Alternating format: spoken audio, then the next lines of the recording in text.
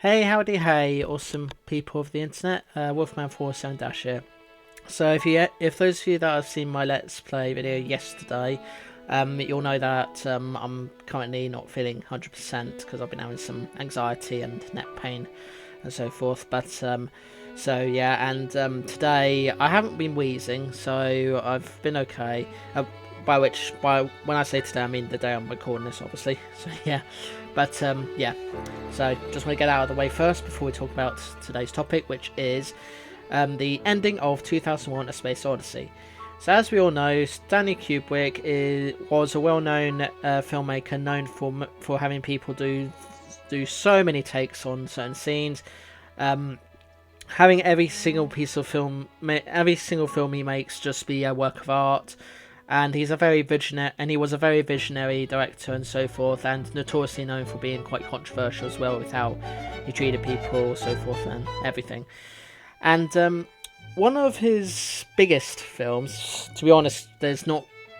Although, if I'm being honest, pretty much all his films are quite big and iconic films, but this particular one, is quite influential because 2001: A Space Odyssey was the one film that reinvented the sci-fi genre, or in fact introduced it to the world, and basically introduced the whole idea that films set in space is possible, it can be done. And that kind of led to the creation of things like Star Wars, Star Trek, and pretty much most other big sci-fi franchises that we've had ever since this film came out all those years ago. And what makes this film interesting is the sort of ending it has. Now, obviously, the big theme of this film, which I forget the name of, is also Sprach Zachthiel, however it's pronounced. You know, that piece is perhaps most best associated with this film because it's played multiple times, as is like a couple of other. As is at least one other classical piece as well, and obviously everyone knows the sort of HAL 9000. I'm sorry, Dave, I can't let you do that, and the rest of it. Yeah, if you've not seen the film, chances are you will have heard of it and are very familiar with it. So yeah, and as usual, with all these endings go wrong videos, whether it's an ending that has gone wrong or not, there is spoilers. So what happens in the ending? So after dealing with HAL 9000, the astronaut guy who I forget the name of, sorry, actually, got it on here on my other screen, Dave Bowman,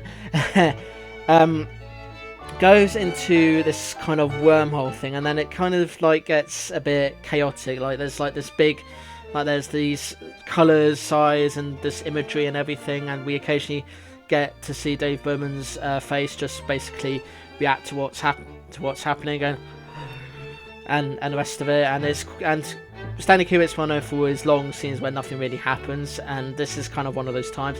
And then suddenly his pod finds itself into a sort of home of some kind, and then we kind of see him go through different stages of aging until eventually he dies, and then becomes what's known as this star child thing. In fact, I'm actually going to read what Google says about it while we're talking. So, the ending of 2001: A Space Odyssey depicts astronaut Dave Bowman's encounter with a monolith near Jupiter, after which he is drawn through a psychedelic stargate into a mysterious neoclassical room where he is rapidly ages through different stages of his life.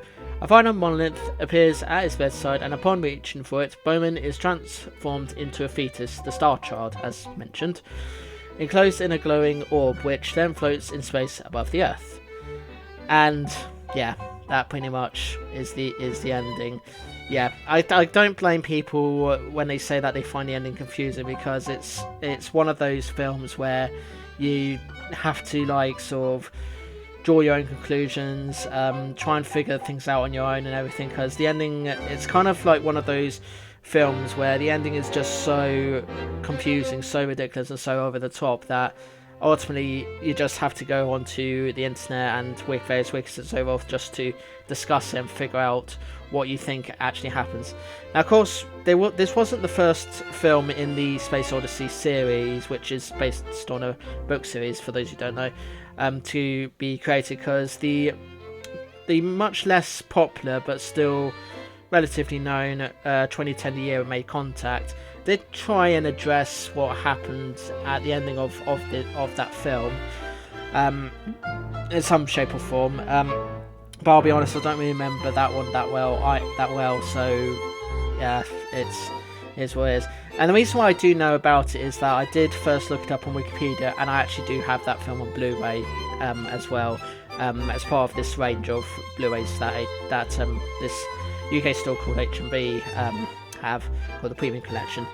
But anyway, so yeah, that's pretty much how I can sort of sum up the ending. That he goes through the sort of evolution of life. He becomes the Star Child, floats above the earth. I guess you could say he's ascended to godhood, I guess. But yeah, it is what it is. I still, to this day, think that 2001: A Space Odyssey is such an iconic film. It's such an amazing film, and definitely one that definitely set the standard for sci-fi films going forward. Because, as I said, this was the film that helped help tell Hollywood at the time that it can be done, that you can make films set in space. You just need the right people involved, the right set producers, set designers, costumes, etc., and you're good to go.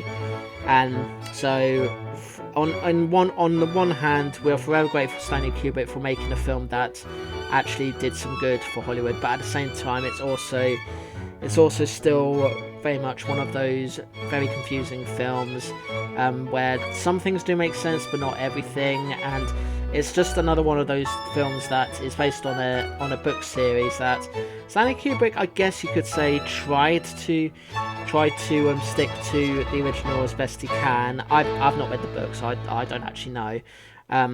But yeah, it is what it is. Nothing like his other film, The Shining, where it's basically it's definitely a Stephen King film for sure, but it's otherwise. And he uses like the sort of hotel, the characters and everything, but otherwise has nothing to do with the Stephen King novel, because apparently it's too different, and the script that Stephen King gave to Stanley Kubrick, he had chucked in the bin and did his own thing.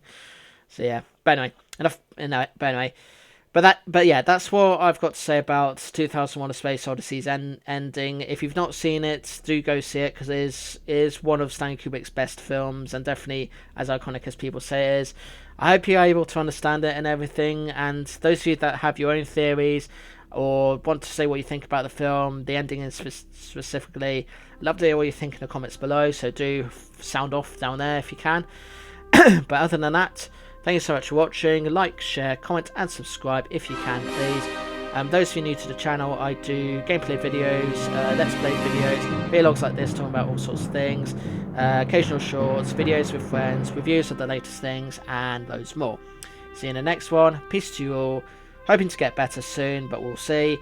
Yeah, remember, don't mess with a computer like HAL 9000, because he will try and destroy you or kill you or worse and so forth. So yeah, just be ready for that. And also, if you do find yourself in a sort of wormhole type of thing and experience the sort of evolution of man and whatever, chances are you've entered the sort of part of your life where you've either kind of sort of died, I guess. I don't know. Yeah, here's what it is. Yeah, right.